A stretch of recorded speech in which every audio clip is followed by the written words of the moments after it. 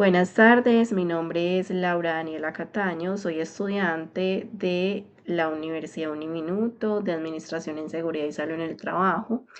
En este video presentaré el análisis del caso de la familia Álvarez Suárez, enmarcando en el contexto de la pobreza y desigualdad generado por la pandemia COVID-19 en Colombia. En esta presentación veremos este análisis estructurado en tres partes. La primera es la exploración del caso, donde se van a ver conceptos claves, hechos principales y el contexto. La segunda estructura sería la identificación de la problemática, donde se va a ver dimensiones económicas, sociales y políticas de la crisis del COVID-19. Y como tercera estructura, el contexto teórico, donde vamos a relacionar entre los hechos del caso y los marcos conceptuales de pobreza y desigualdad. Vamos entonces a darle paso a la primera estructura de este caso, que es la exploración de la situación planteada. Entonces, en el caso nos presenta a una familia de origen paisa que a inicios de la década del 2010 migró a Bogotá en búsqueda de mejores oportunidades. Allí construyeron un negocio de comidas rápidas que con el tiempo llegó a generar empleo para 20 personas, logrando estabilidad económica y un posicionamiento social importante.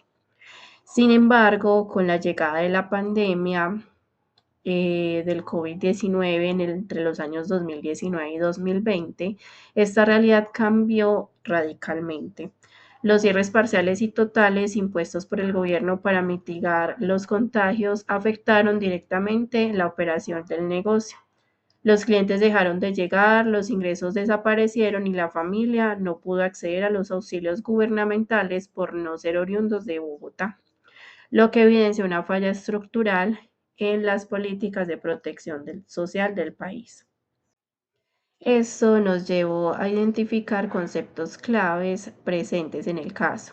La pobreza multidimensional, que no se limita a la falta de ingresos, sino que abarca también el acceso a vivienda digna, salud y condiciones sanitarias. La desigualdad estructural, reflejada en la exclusión de las ayudas estatales y la vulnerabilidad de la economía informal, ya que los pequeños emprendimientos familiares son los primeros en colapsar ante una crisis de esta magnitud. Ahora vamos a hablar de la segunda estructura, que es la identificación de la problemática. En el caso, identifico problemas en tres dimensiones principales. Primero, en la economía. La familia perdió su único sustento, debió terminar los contratos de sus empleados, que eran 20, y llegó al punto de tener que arrendar su propia vivienda para subsistir. Esto refleja lo documentado por Fedesarrollo, donde se estima que en el 2020 el ingreso de los hogares colombianos cayó entre un 11% y un 16%, y la pobreza monetaria alcanzó el 44,1%, cifras similares a las del año 2010, borrando prácticamente una década de avance.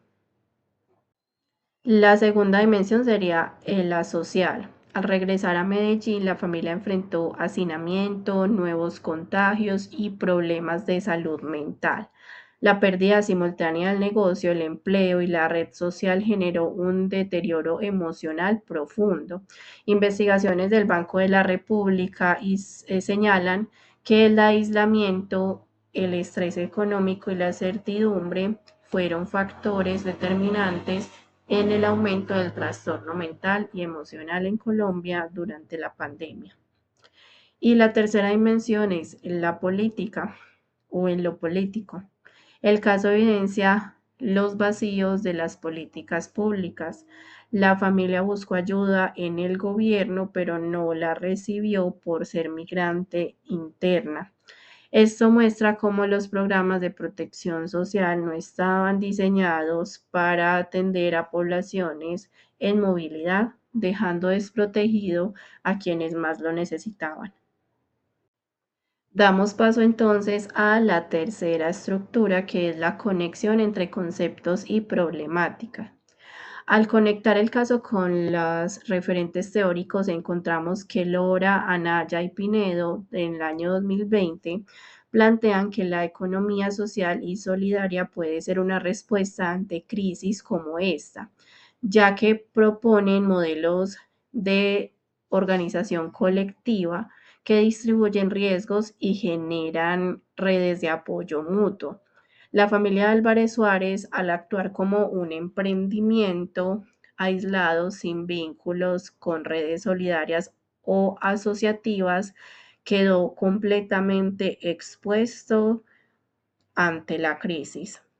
Asimismo, la CEPAL señala que el COVID-19 afectó de manera desproporcional a los trabajadores del sector informal, que son precisamente quienes no cuentan con protección social como seguro de desempleo o acceso a créditos de emergencia. Finalmente, Oxfam Colombia documenta que la pandemia amplió las brechas de desigualdad que ya existían antes, golpeando con más fuerza a quienes tenían menos herramientas para resistir.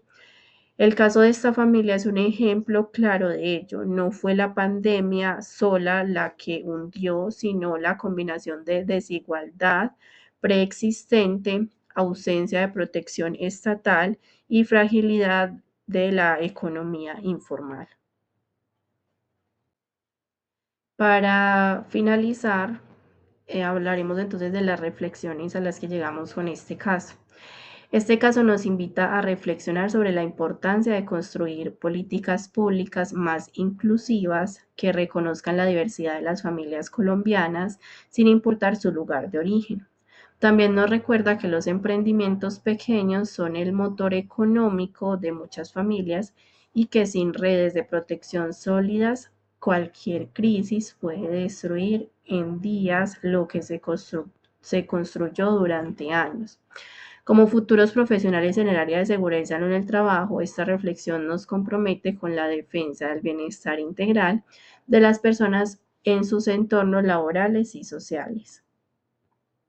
Aquí tenemos entonces una muestra de las diferentes referencias bibliográficas y muchas gracias por la atención prestada. Hasta luego.